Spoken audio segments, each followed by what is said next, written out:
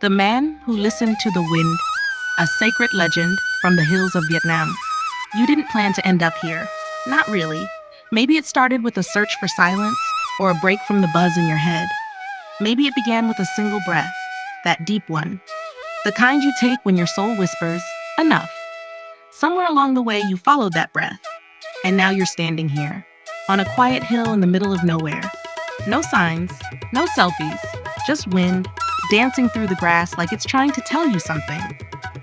They call this place Po Klong Garai. The name rolls off the tongue like a song you've never heard, but somehow remember. There's a tower here, made of red brick, no gold, no lights, no crowds.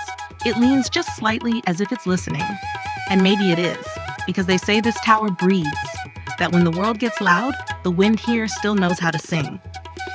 Long ago, before screens, before traffic, before people thought they had to earn their worth, a man came here from the river. He had no name, or none he gave. He wore no crown. He carried no sword.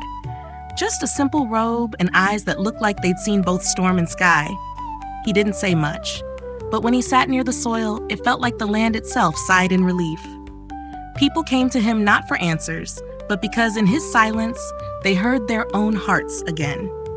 When the crops failed, when the rivers shrank and fear crept in like a shadow, he didn't point to the sky or blame the gods.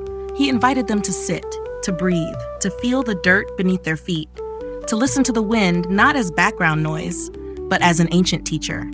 They called him king, but not because he ruled, because he remembered. He remembered how to live without hurrying, how to share without needing praise, how to be full without owning much of anything. He taught nothing, yet people learned everything around him. One year, the drought was worse than any before. 7 months without rain, 7 months of cracked lips and cracked ground. So he climbed this hill, alone. He sat beside this tower. No food, no fire, no movement, only stillness.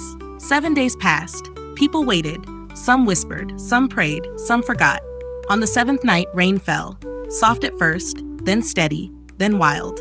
And when the people climbed the hill the next morning, he was gone. No body, no footprints, only a folded robe on a stone. Some say he became the wind, others say he walked into the clouds, but everyone agrees peace never left this hill. Now you are here, not by accident.